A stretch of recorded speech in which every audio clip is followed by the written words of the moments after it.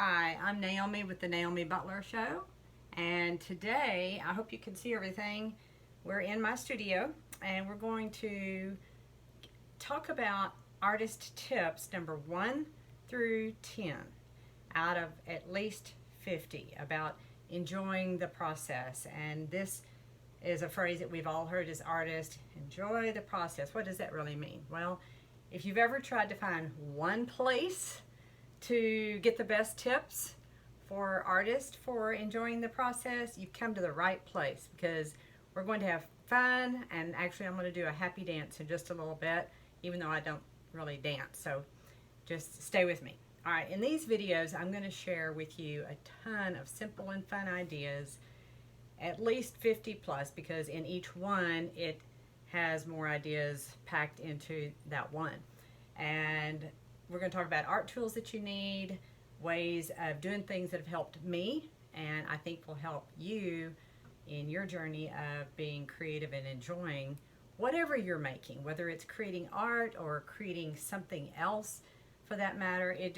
There's all these things apply. And hopefully this does get your creative juices flowing so that you even come up with more ideas and just have fun with the process.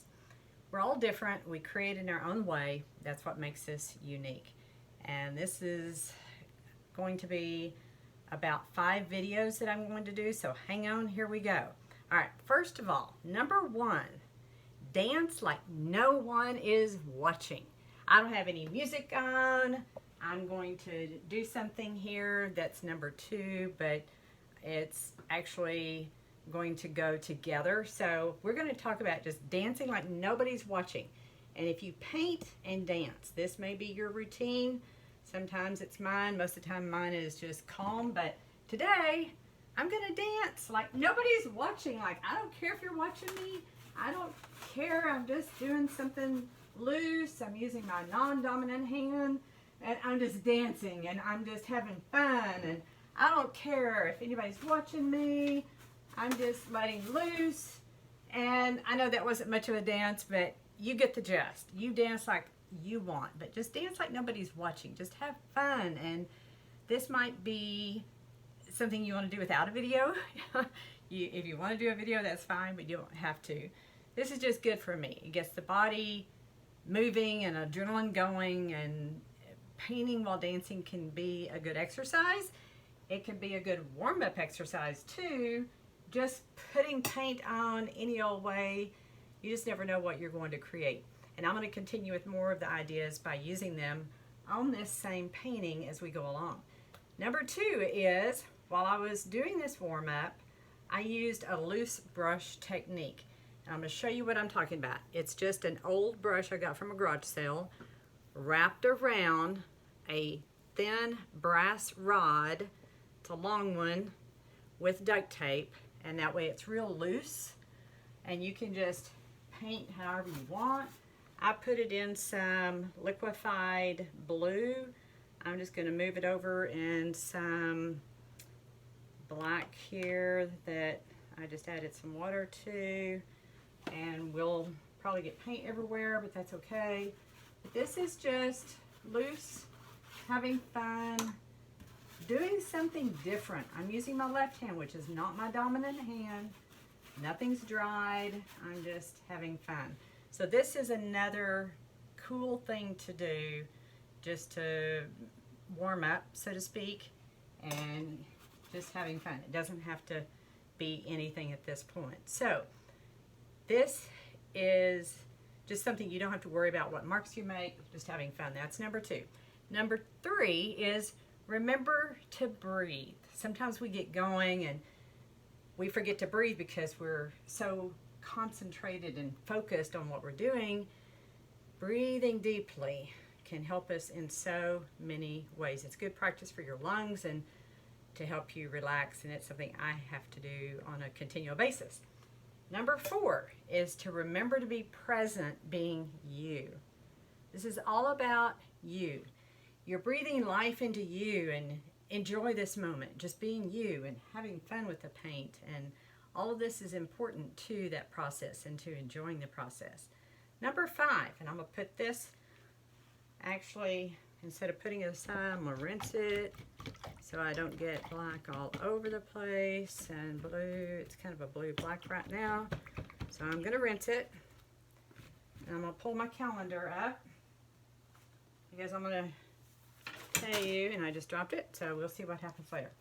Number 5 is schedule studio time on your calendar. You see where I've circled in red? Those are paint times that I had scheduled, and some of them I did. I did this one, I did that one. I didn't get to do that one yesterday. Today is this one, so I'm doing that one. So you may not necessarily do what you're scheduling, but the scheduling is important so that you probably will make time to paint. If we wait until we get everything else done, we're probably not going to have that fun and creative time that we wanted. And I'm going to turn on the fan. It's already a little warm here in Texas. Anyway, we're going to continue. So even if you schedule a little bit of time, a few minutes here and there, whether it's 30 minutes or an hour or even 2 hours, that's helpful if you get more time. But scheduling a little bit of time is so important for your own sanity, to have this time with yourself and with your painting, with your creating, and soon you'll get into a habit to where you'll even start adding more time to that schedule. All of this gives you more confidence and peace about what you are doing in life. Art and life kind of coincide. If you're an artist, you know what I'm talking about. They really teach us a lot about life, art, and being creative. Number 6 is have an inspiration area. And I'm going to show you something. I've been thinking a lot about Hawaii lately, and this one is a combination of a lot of different things, and I'll put a picture on Instagram when I post this video, so you can go to my Instagram. It's at Naomi.Butler, and I have things that I've collected from all kinds of places. I have these gorgeous, beautiful rocks that my daughter gave me. She knows I like color, and she knows I like purple, so I have purple. I have all kinds of colored rocks. I have these little starfish that I got from Hawaii. I have shells, and this is a purple one. Isn't that cool? I have a little candle in a starfish that I got from Hawaii. When I found these things in Hawaii, I thought, oh my gosh, I have to have these for my art inspiration area. And I have this little one here that says, "Life is art, paint your own dream." And little things here. This is something that has my name inscribed on it. I think somebody did that at our Dallas Bridal Show.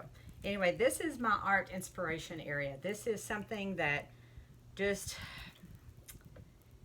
I think about Hawaii. I think about happy times because I love color and all these different colors coming together. This just makes me feel good. So when you have an art inspiration area, and as you can tell, I just put this on a canvas. Maybe that you have a tiny area, that's okay.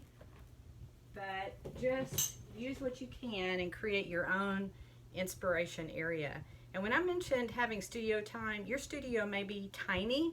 It may be a kitchen table. It may be an area like I've got. I've just got this area to paint in. Make it work wherever it is. It's okay. It's going to work no matter what.